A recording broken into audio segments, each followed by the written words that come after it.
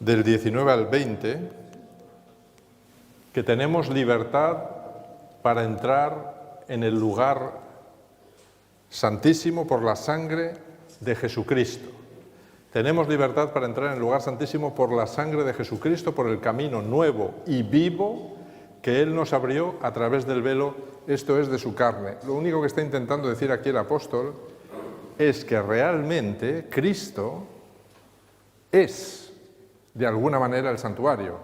Y nosotros formamos parte de Cristo, formamos parte de su cuerpo, una vez somos bautizados y entramos en la Iglesia.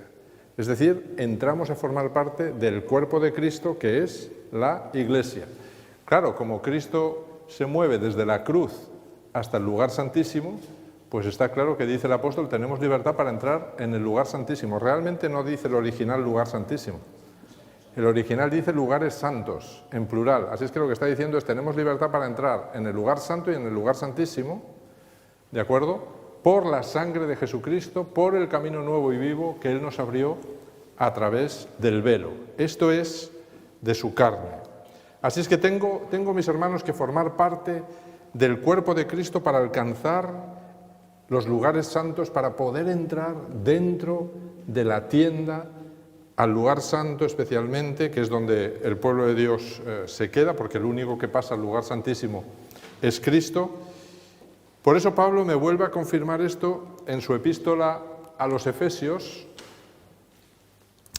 Él dice, Cristo es la cabeza de la Iglesia, la cual es su cuerpo y Él es su Salvador.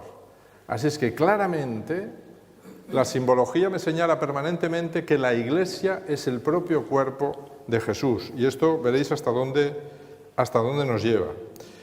Pero ayer decíamos que el sumo sacerdote está vestido con las túnicas de colores, ¿verdad? Esas túnicas de azul, púrpura y carmesí que caracterizaban al sumo sacerdote. Está claro que si yo entro a formar parte del cuerpo de Cristo, me van a revestir las ropas que revisten al sumo sacerdote. Me van a revestir con todo su significado. Sabéis, en la Biblia la ropa siempre es usada como un símbolo para expresar por fuera lo que se debería ser al menos por dentro.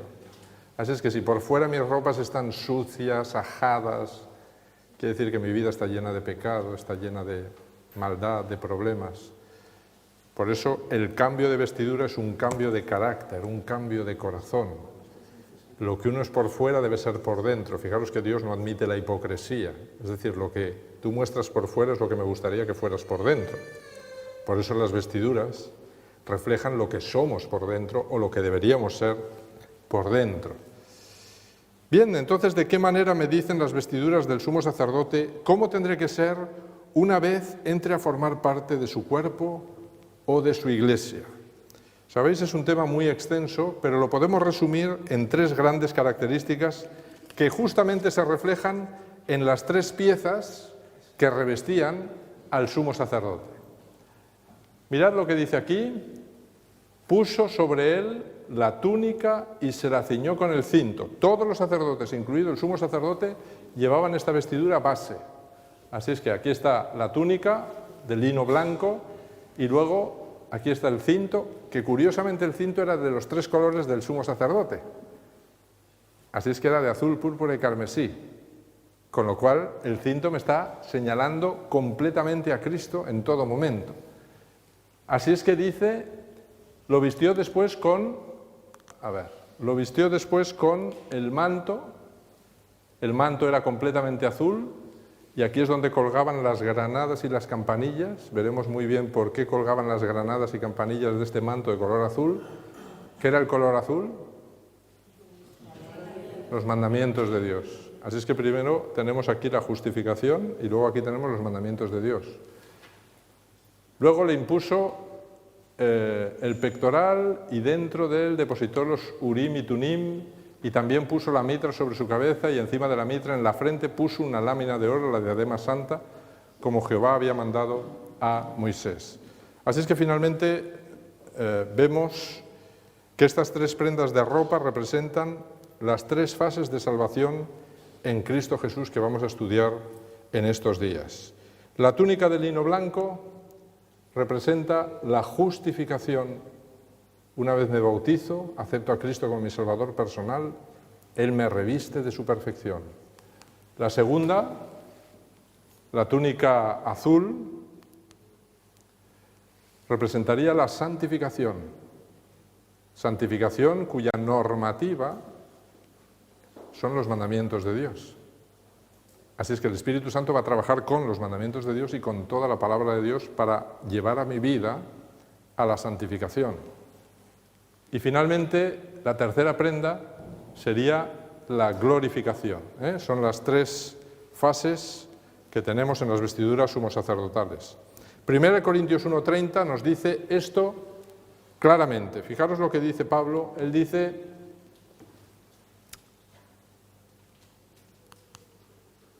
pero por Dios estáis vosotros en Cristo Jesús, el cual nos ha sido hecho por Dios sabiduría. Ayer veíamos la mente de Cristo, ¿sí? Allí en el altar, en el arca de la alianza. Sabiduría, y luego dice justificación, santificación y redención. Así es que aquí tendréis justificación, santificación y la redención, que terminará en la glorificación o el cambio completo de cuerpo. Así es que cuando yo entro a formar parte del cuerpo de Cristo, que es la Iglesia, y entro a través del bautismo y son limpiados todos mis pecados, lo primero que me va a recubrir es la túnica de lino blanco que me reviste de la perfecta justicia de Cristo. Y las dos siguientes fases están descritas de nuevo por el apóstol Pablo en Romanos 6:22. En Romanos 6:22 él dice: ahora librados del pecado, es decir, una vez se me ha revestido de lino blanco, quiere decir que yo he sido librado del pecado gracias al bautismo, y hechos siervos de Dios tenéis por vuestro fruto. ¿Dónde están las granadas? En el manto azul. Así es que él dice: tenéis por vuestro fruto la santificación. Y es un fruto porque es la obra del Espíritu Santo. No puede ser de otra manera. El Espíritu Santo da un fruto en nuestra vida, siempre en singular, porque es el Espíritu Santo el que lo provoca. Y como fin, la vida eterna. Por lo tanto, de nuevo tenemos las tres fases. Veis los dos textos del apóstol Pablo en el que él marca muy bien esas fases que tenemos en Cristo Jesús. Así es que el fruto de la santificación, primero tenemos la justificación, luego seguimos ascendiendo y un poco más arriba tenemos la santificación con sus frutos y finalmente seguimos ascendiendo hasta que obtengamos un día la vida eterna.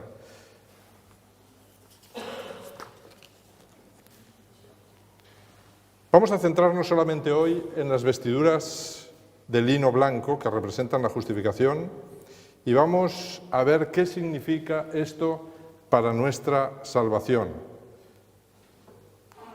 En Éxodo 39, 27 al 29 se describe en detalle lo que era esta vestidura. Ahí se dice que hicieron las túnicas tejidas de lino fino para Aarón y sus hijos.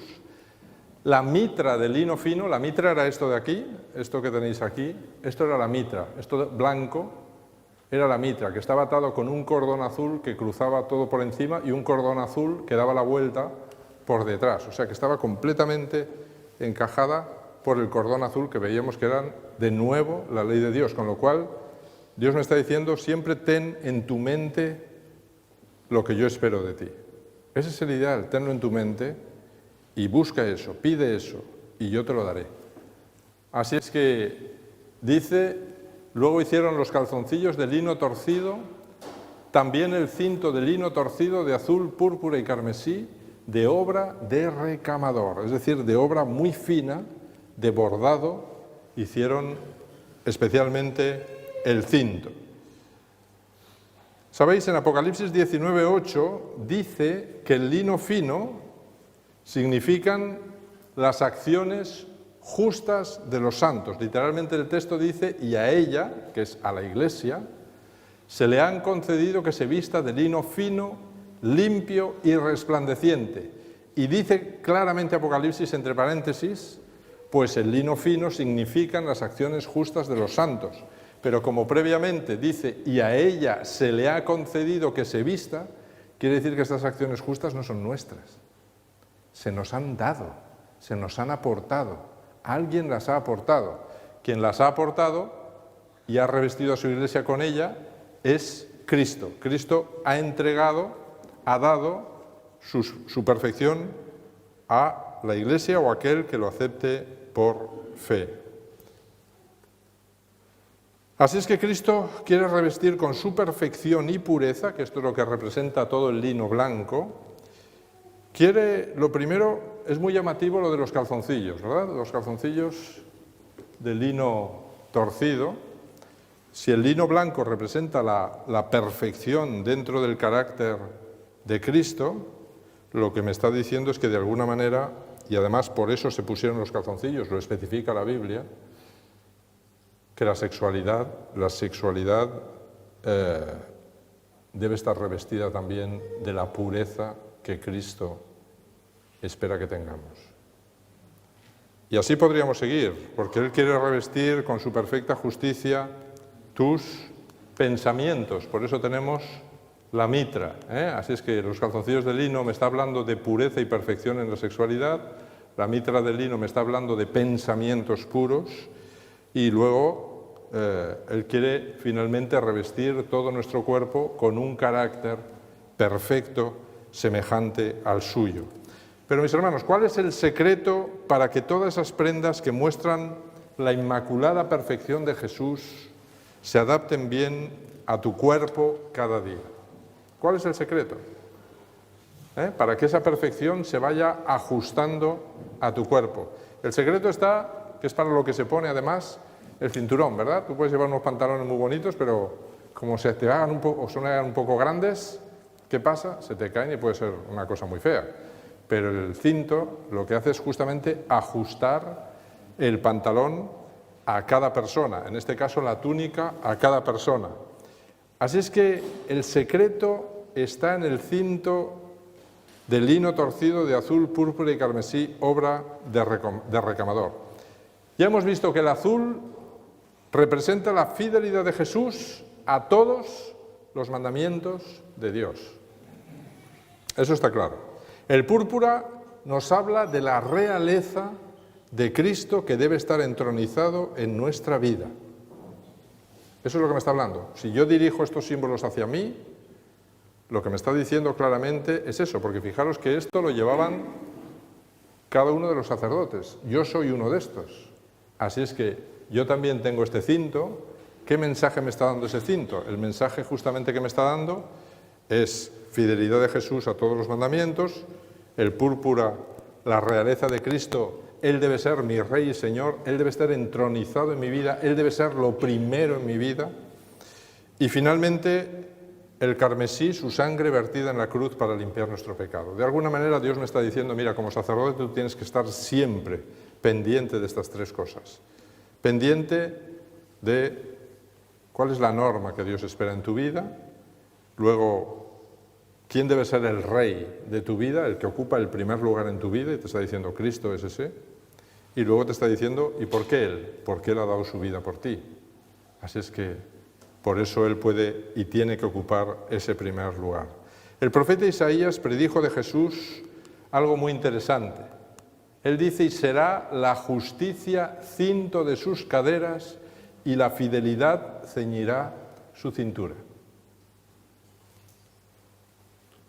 Así es que la perfección y la fidelidad de Jesús se vieron en el color azul de ese cinto.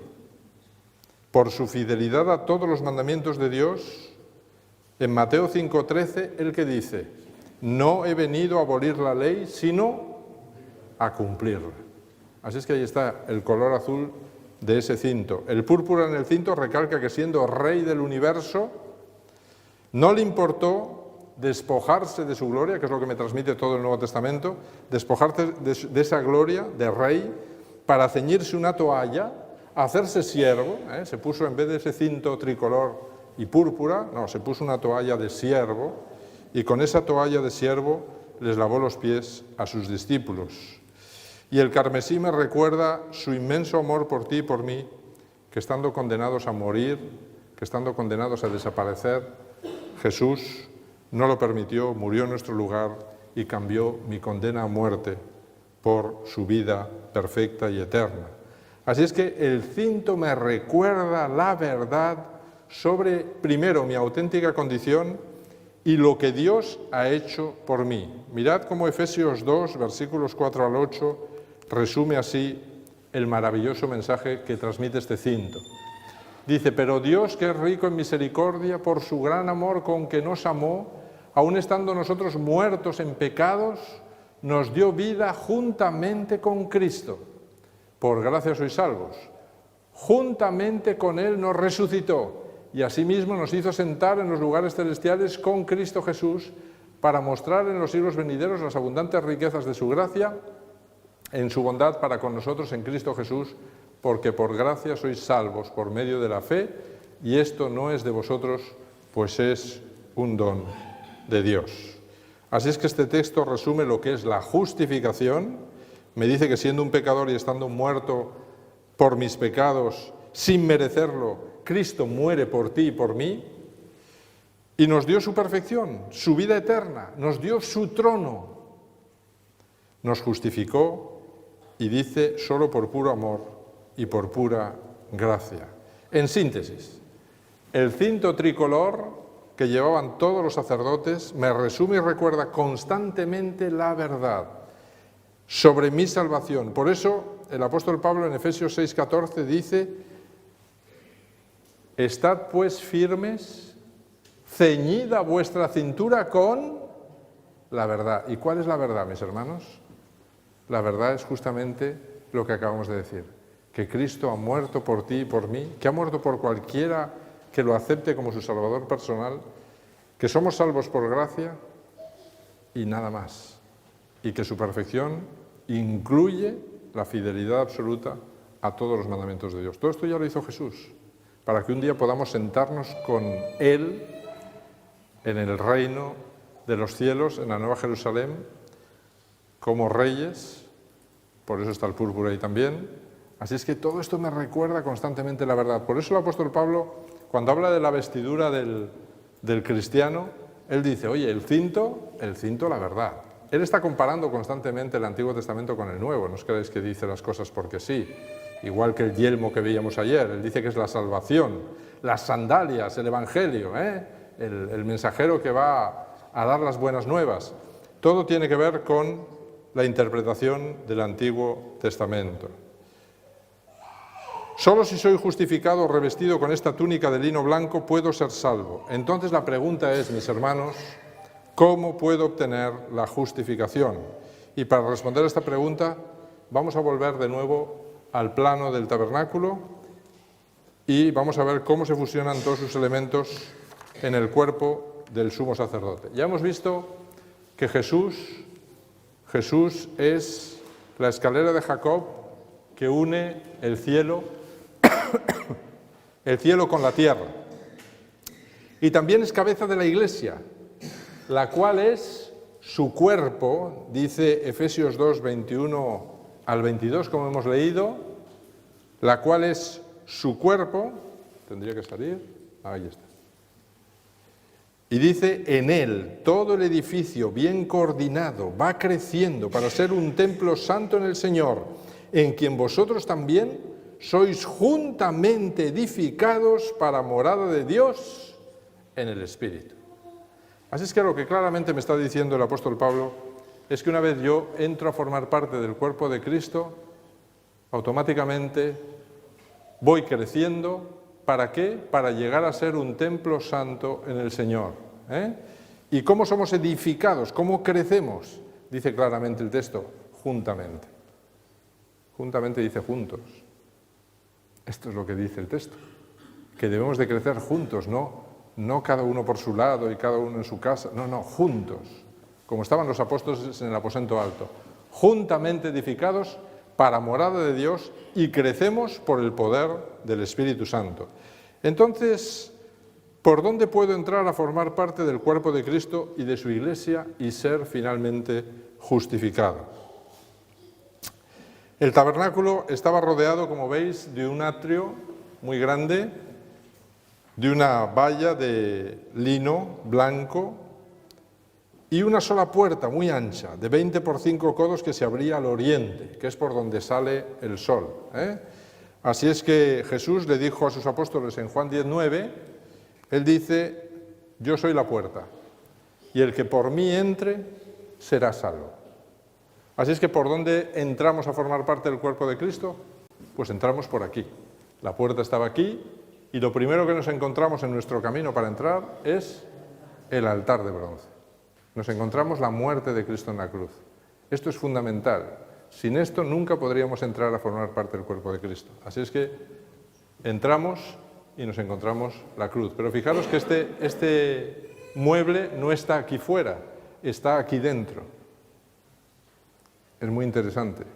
Mañana veremos por qué. Los otros muebles están delante de las puertas, sin embargo este está dentro de la puerta. Bien, solo se podía entrar al tabernáculo por esa única puerta oriental, que es Cristo. Una enorme valla de lino impedía cualquier otro tipo de acceso a ese santuario. Por eso Jesús advirtió en Juan 10:1 que el que no entra por la puerta en el redil de las ovejas, sino que sube por otra parte, ese es ladrón y salteador. Y Jesús, cuando decía esto, estaba pensando en el tabernáculo, porque nadie puede entrar ni por aquí, ni por aquí, ni por ahí. No, hay que entrar por la puerta. Y luego por la siguiente puerta. Y luego un día entraremos por esta puerta si hemos entrado por las dos anteriores. Pero el que intenta saltar, ese es ladrón y salteador, dice Jesús. Es decir, ese está buscando otros intermediarios y evitando la puerta, que soy yo. El que busque otro intermediario, la Virgen María, los santos, lo que sea, ese es ladrón y salteador, porque está saltando la valla, no está yendo a la puerta, no está yendo a mí. Y solo por la fe somos salvos en Cristo Jesús. Así es que recordemos siempre las palabras de Jesús, que ya hemos visto varias veces. Yo soy el camino, la verdad y la vida, y nadie viene al Padre si no es por mí. Dios ordenó a Moisés que cuando alguien se sintiera triste, cuando alguien había cometido algún pecado, tenía que acudir a la puerta del tabernáculo con un ¿qué? ¿Qué tenía que llevar allí a la puerta del tabernáculo? Tenía que acudir aquí con un cordero, con un cordero, si era muy pobre, con una paloma. Dios se conformaba con una palomita, o dos palomitas, incluso hasta unos pajarillos. Y tenía que acudir y tenía que ir al sacerdote, entraba hasta el altar de bronce, porque el pueblo solo podía entrar hasta el altar de bronce, muy importante esto. Solo los que eran sacerdotes podían entrar aquí al lugar santo por la siguiente puerta. Esto es muy importante y veréis en el plan de la salvación lo que significa.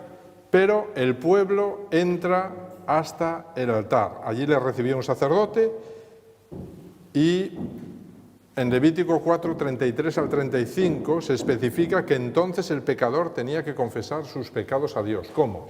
Ponía sus manos sobre la cabeza del cordero, al lado del altar, y entonces confesaba sus pecados a Dios. Fijaros que no se los confesaba al sacerdote, se los confesaba poniendo sus manos, traspasando su culpa al cordero, no a un sacerdote, a Cristo, directamente. Y entonces luego el sacerdote le daba un cuchillo y le decía: ahora mata al animal.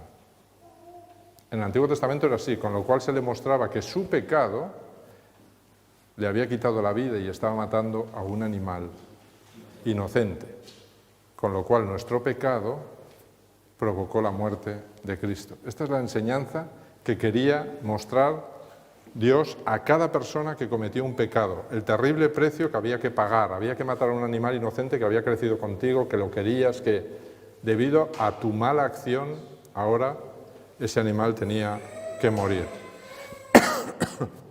Levítico 4, 34 al 35 dice, ahí tenéis, dice: después tomará el sacerdote con su dedo de la sangre de la expiación, la pondrá sobre los cuernos del altar del holocausto y derramará el resto de la sangre al pie del altar. Y el sacerdote la hará arder en el altar sobre la ofrenda quemada a Jehová. Así hará el sacerdote expiación por el pecado que haya cometido y será perdonado. ¿Por qué ponía la sangre sobre los cuernos del altar? ¿Sabéis? El altar era enorme, el fuego ardía día y noche en ese mueble, así es que lo primero que veía la persona que quería encontrarse con Dios es que ten cuidado porque estás condenado a muerte en fuego. Eso es lo primero. ¿Cómo me voy a saltar? ¿Cómo voy a saltar esa condena por fuego? Tened en cuenta que ese fuego lo había prendido Dios y ardía día y noche. La orden era que no se apagara nunca. Así es que aquel fuego ardía constantemente, símbolo del fuego que finalmente quemará a todos aquellos, Satanás, sus ángeles y todos aquellos que les hayan servido después del milenio. Con lo cual, si yo quiero evitar ese fuego, alguien tiene que pagar. Pero ¿por qué ardía día y noche ese fuego ahí? Sabéis, el altar era cuadrado, los antiguos consideraban que nuestro mundo tenía 4 esquinas y cada punto cardinal era una esquina. Curiosamente, cada cuerno señalaba un punto cardinal, así es que tendríamos los 4 puntos cardinales y ahí estaban los cuernos.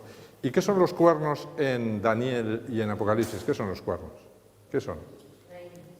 Son reinos, son naciones de este mundo, ¿sí?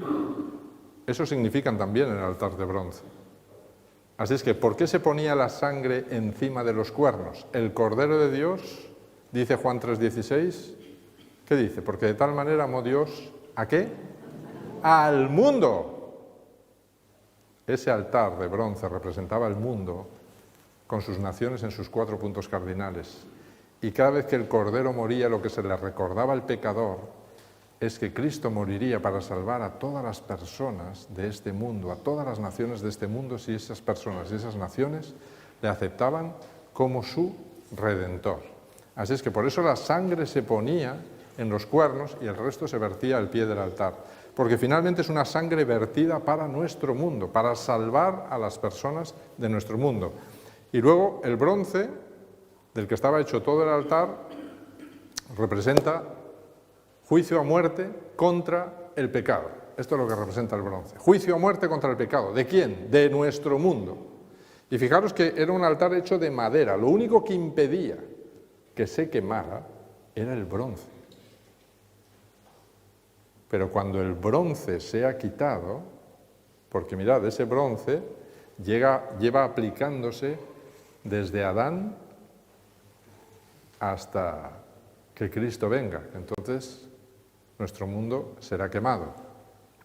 ¿Por qué? Porque Cristo es el que ha asumido el bronce, es decir, yo pago el precio del pecado del mundo y mientras yo esté protegiendo y recubriendo este mundo con mi gracia, el fuego no lo quemará. Pero cuando yo retire mi gracia, el fuego lo quemará. La red que estaba a mitad de altura en el altar, si el altar tenía 3 codos, pues a codo y medio estaba una red de bronce. Esa red de bronce en hebreo dice literalmente una red para cazar animales. Y está lleno el Antiguo Testamento de esa red. Esa red, mis hermanos, era una red que no solo cazaba animales, sino que cazaba también a personas.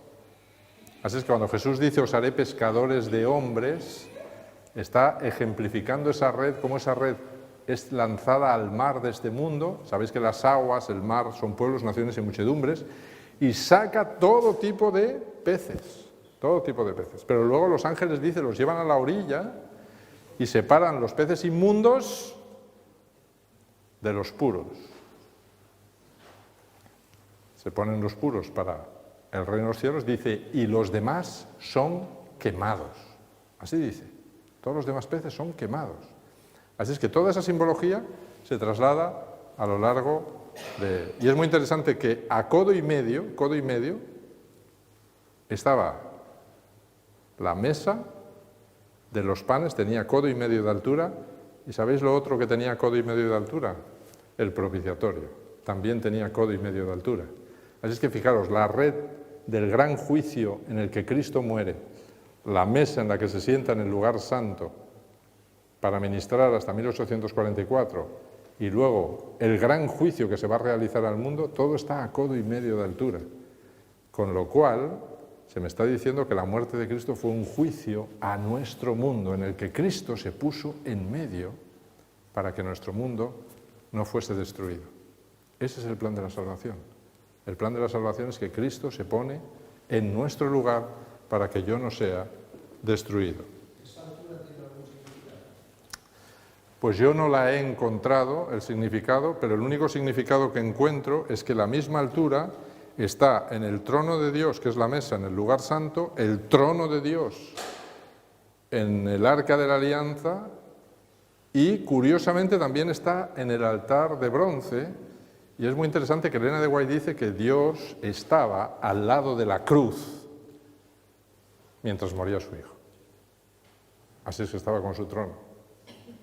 Por lo tanto, lo que me está mostrando es que el trono de Dios se desplaza a distintos lugares, lo vemos en Ezequiel también, y está en los lugares de juicio especialmente. Así es que en aquel momento, que era el juicio más impresionante de la historia de este universo, el trono de Dios estaba ahí. Luego el trono de Dios se desplaza al lugar santo y luego el trono de Dios se desplaza al lugar santísimo. ¿De acuerdo? ¿Por qué codo y medio? Pues todavía no he llegado a saber por qué codo y medio. Sí es interesante que el número 5 del altar, el altar tenía, de lo que eran medidas horizontales, tenía 5, 5 por 5, lo decíamos ayer. El 5 es la gracia, en toda la Biblia. Por eso todo el tabernáculo son múltiplos de 5, prácticamente todo. Porque es el número de la gracia, es decir, Dios nos ha dado salvación por gracia y gratuita. Y las medidas verticales, las medidas horizontales son las medidas de lo que tiene que ver con toda la humanidad, la relación entre nosotros y con toda la humanidad. Las medidas verticales son lo que Dios ha hecho directamente por nosotros. Es que lo que está diciendo es que el 3 siempre me habla de un proyecto de salvación de Dios, especialmente, ¿por qué? Porque es Padre, Hijo y Espíritu Santo. Quiere decir que el Padre, el Hijo y el Espíritu Santo, por pura gracia, han querido salvar a nuestro mundo a través de la muerte de Cristo. Esto es lo que me está diciendo el altar de bronce. Recordad una cosa, cuando Natán, Abiú, toda esta gente pecaron, llevaron sus candelabros de bronce. Les dice Moisés, dice, bueno, ir con vuestros candelabros de bronce porque pretendían ellos ocupar el lugar de Aarón. Imaginaros, Entonces le dice Moisés, bueno, ir allí a la puerta del tabernáculo a ver qué dice Dios, a ver qué dice Dios. ¿Sabéis lo que pasó? Salió el fuego los quemó, se abrió la tierra, se tragó fue una cosa terrible. Y empezó una mortandad impresionante entre todos los que los habían apoyado en aquella rebelión, porque fijaros, lo que estaban diciendo no era simplemente un ataque contra Aarón como ser humano. Lo que estaban mostrando es que directamente estaban rechazando a Dios y estaban rechazando a Cristo, porque Aarón era un tipo de Cristo. Así es que ellos pretendían ponerse en el lugar de Cristo, o sea, estaban creando una abominación tan terrible como la que ha creado el papado después. Por lo tanto, eso va a ser quemado. Pero fijaros qué interesante, Dios le dijo, una vez fueron quemados todos, Dios le dijo, ahora cogéis los incensarios de ellos, los machacáis, los convertís en una plancha de bronce y los claváis en la pared del altar de bronce, para testimonio de todos aquellos que lo vean. Lo único que estaba diciendo es que esas personas finalmente están condenadas por el juicio a muerte contra el pecado, a la muerte por fuego al final. Eso es lo que estaba diciendo.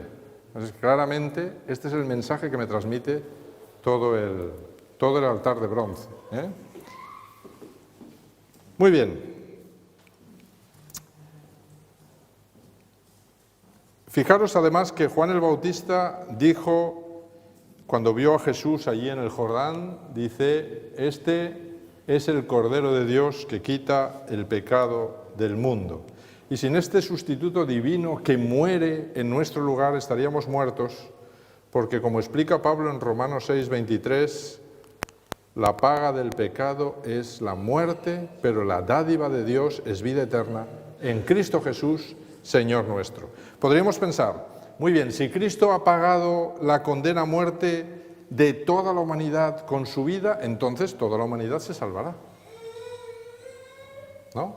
Eso se podría pensar, pero cuando veis Juan 3,16 que dice, porque de tal manera amó Dios al mundo, sí, ha amado al mundo, el altar de bronce, la sangre se ponía, todo el mundo tiene acceso a la salvación, nadie se puede perder si no quiere, pero ¿qué más dice? Porque de tal manera amó Dios al mundo que ha dado a su Hijo único para que todo aquel que crea en Él, ese será el que no se perderá, no el mundo. El mundo en general se perderá, solo el que crea en Él será salvo, el que no crea en Él ya está condenado, ya está muerto, porque solo a través de Él podemos alcanzar la salvación. Bien, Pablo en Romanos 6, 3, 4 nos dice dónde y cómo hemos de ser bautizados. ¿Dónde hemos de ser bautizados? Dentro de la figura del tabernáculo. A ver. El que cree y sea bautizado será salvo, pero el que no crea será condenado. Bien, todo eso está claro. A ver, Romanos. ¿Dónde y cómo hemos de ser bautizados? Romanos 6, 3, 4. ¿O no sabéis que todos los que hemos sido bautizados en Cristo Jesús hemos sido bautizados en su muerte? Porque somos sepultados juntamente con Él para muerte por el bautismo, a fin de que como Cristo resucitó de los muertos por la gloria del Padre, así también nosotros andemos en vida nueva. ¿Dónde somos bautizados? En la muerte de Cristo. ¿Dónde moría el Cordero? En el altar de bronce. Así es que ¿dónde somos bautizados? En el altar de bronce. No en el lavacro, como creen algunos, ¿no? Como hay agua y hay una pila allí, pues allí... No tiene nada que ver. No hay ninguna interpretación literalista. Somos bautizados muriendo con Cristo en la cruz, en este caso simbólicamente. Bien, así es que igual que Cristo murió en la cruz y enterró en la tumba nuestros pecados, si yo quiero formar parte de su cuerpo, yo debo morir con Él a mi pecado. Para ello ya sabéis toda la simbología, mi cuerpo debe ser sumergido en las aguas de la muerte y cuando es resucitado yo surjo a una nueva vida, un hombre nuevo, nacido de nuevo, sin pecados, para iniciar una nueva vida de perfección en Cristo. El plano del tabernáculo me presenta ese lugar de muerte, perdón y regeneración como justamente el altar de los holocaustos. ¿Y con qué veíamos que coincide el altar de los holocaustos ayer? A ver, ¿con qué coincide en el sumo sacerdote? Coincide con los pies, aquí. Y bueno, como siempre digo, podríais decir, bueno, pero tú has puesto esto aquí para que coincida con este elemento, pero vamos a ver si la Biblia nos dice si esto es así o no.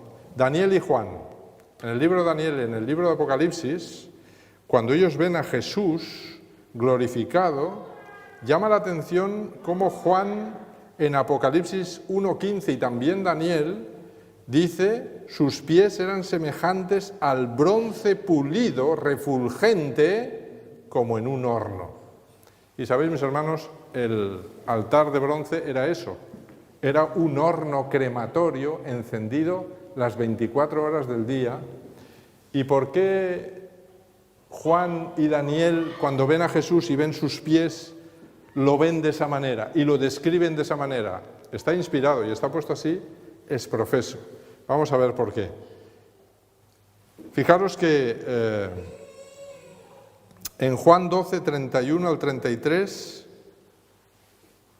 Jesús dice, ahora, a ver, si conseguimos que pase. Ahora es el juicio de este mundo. Justo cuando Jesús iba a morir en la cruz, justo antes dice, ahora es el juicio de este mundo. Y yo cuando sea levantado de la tierra, a todos atraeré a mí mismo.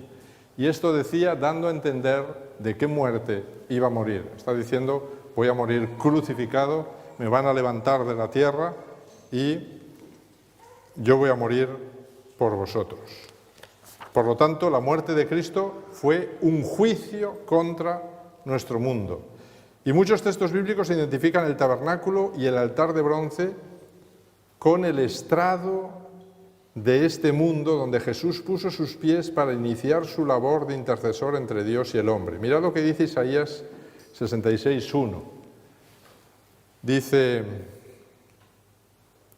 el cielo es mi trono y la tierra el estrado. ¿Sabéis lo que es el estrado, no? El estrado es el lugar donde uno se sube para hablar. El estrado de mis pies.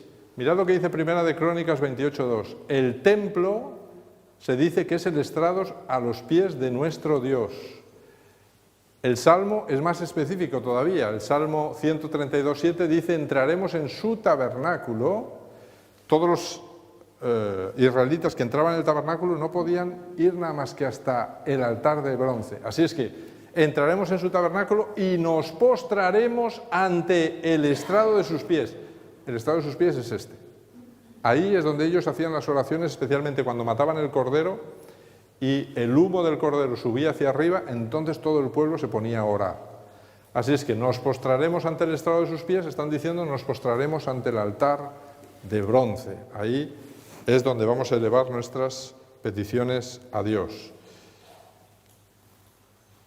Y finalmente, en Habacuc 3:5 dice: delante de su rostro va la mortandad y tras sus pies salen carbones encendidos.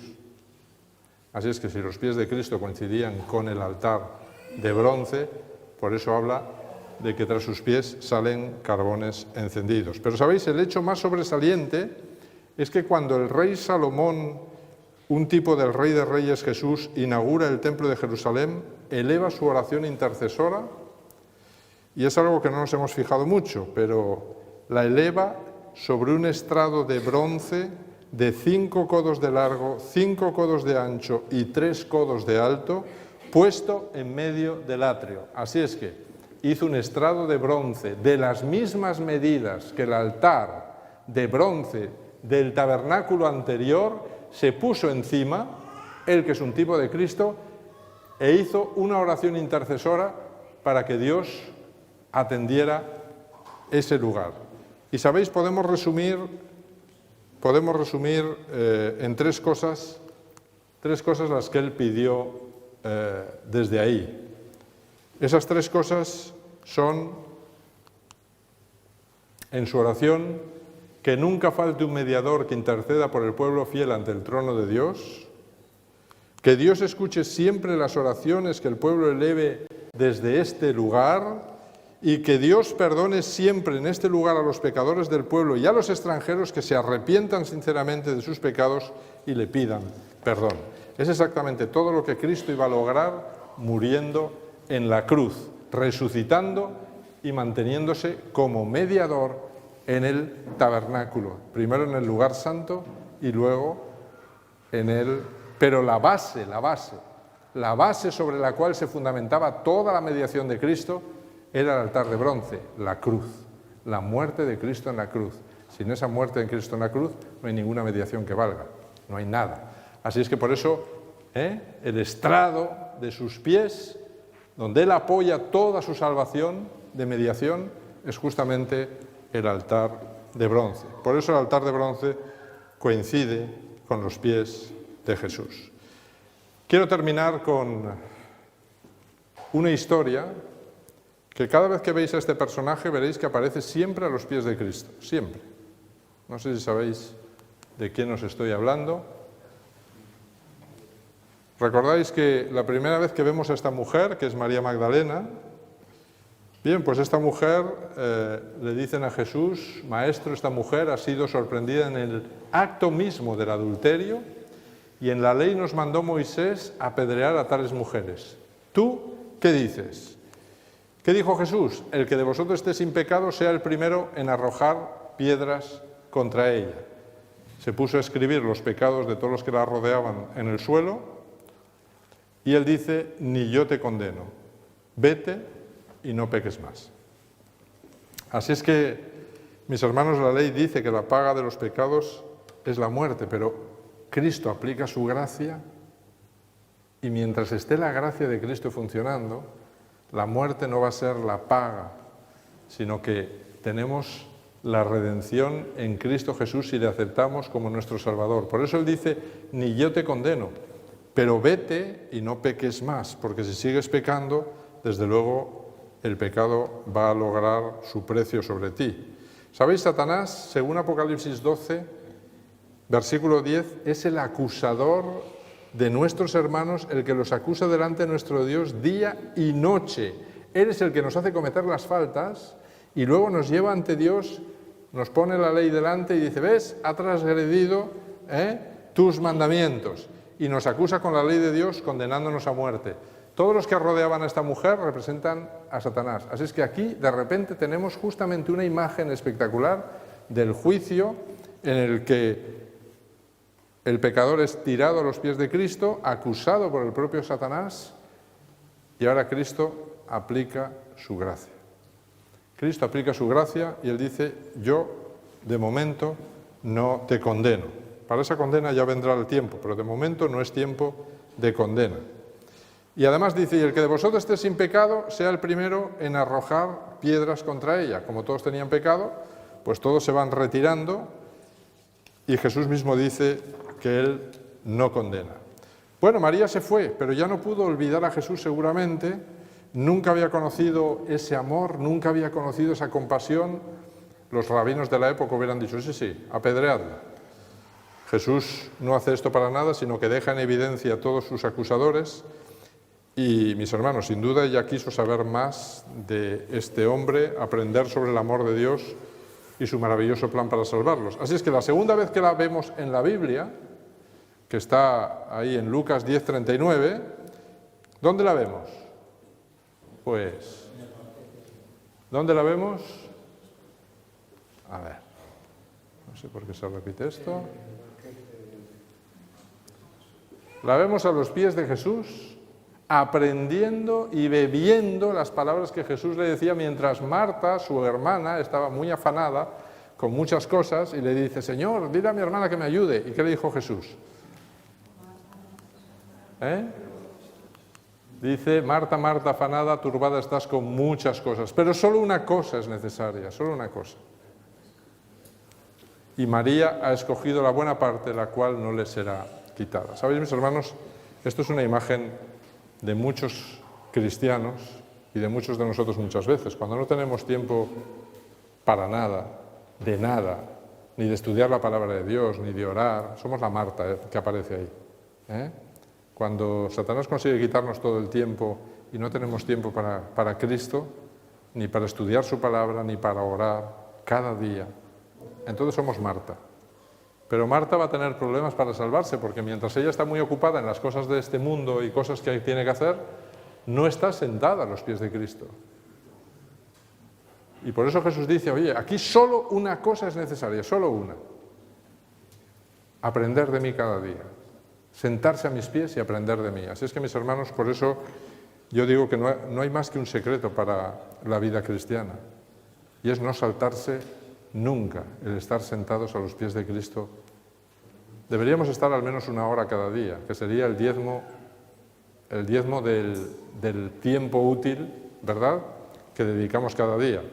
Así es que el diezmo de ese tiempo, y aún así se queda cortito, pues debería ser una hora por lo menos.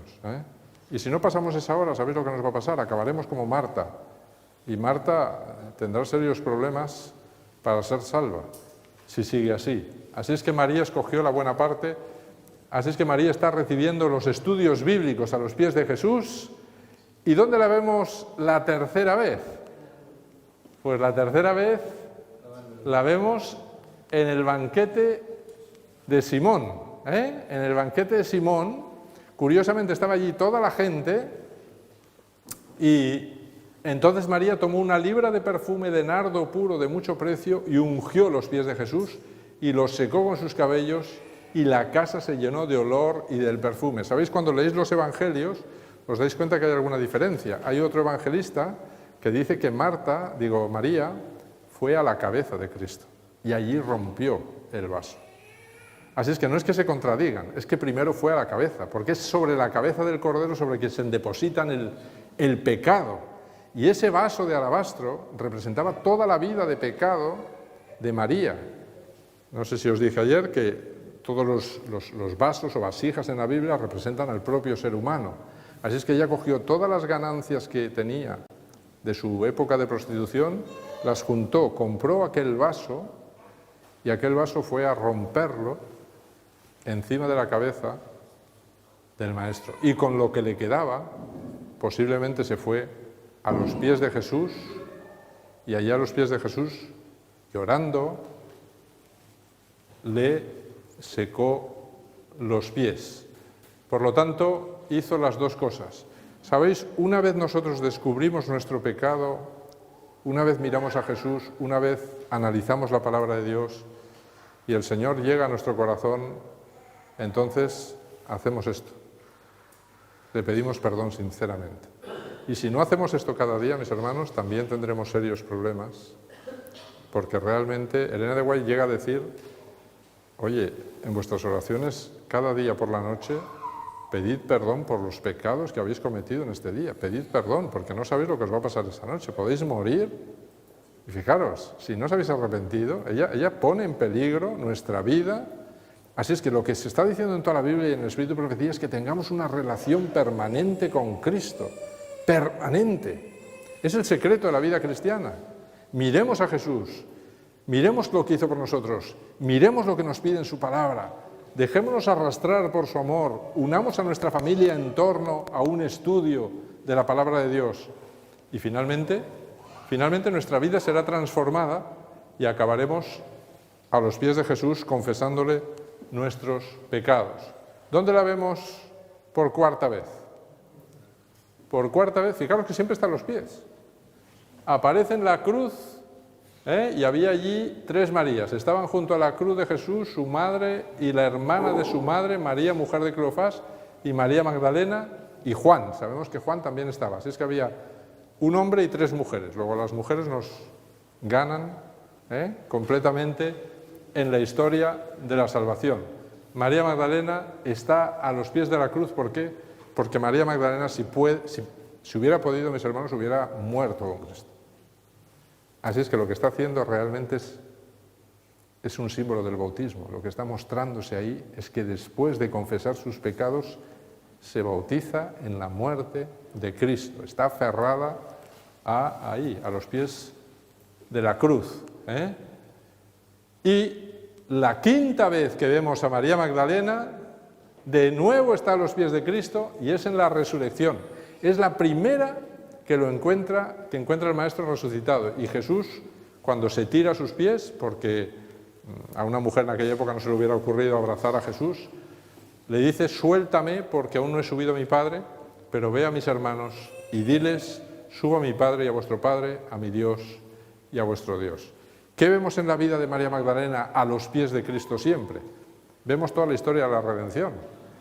Desde que es llevada y acusada por Satanás en el juicio de Dios, Cristo tiene gracia, la perdona, ella aprende de la palabra de Dios, estudios bíblicos con Jesús, a continuación se da cuenta de su pecado realmente y entonces confiesa su pecado, luego se bautiza en la cruz y finalmente será resucitada, mis hermanos. Así es que toda la historia de la redención está marcada a los pies de Cristo, a través de María Magdalena. Y esta es nuestra vida también, porque finalmente es una mujer y es un símbolo de la Iglesia y es un símbolo del pueblo de Dios. Así es que lo que se me está diciendo subliminalmente es que yo tengo que seguir ese mismo camino todos los días, a los pies de Cristo, todos los días. Y entonces seré salvo, sin problemas, seré salvo. Ahora, si no estoy todos los días a los pies de Cristo, entonces me pasará como Marta y tendré serios problemas. Ojalá, mis hermanos, podamos vivir a los pies de Jesús cada día y podamos entregarle nuestra vida y podamos ser transformados por Él. Mañana veremos las puertas que tenemos que atravesar y veremos la segunda vestidura, el manto azul del sumo sacerdote. El Señor os bendiga y que tengáis un buen descanso.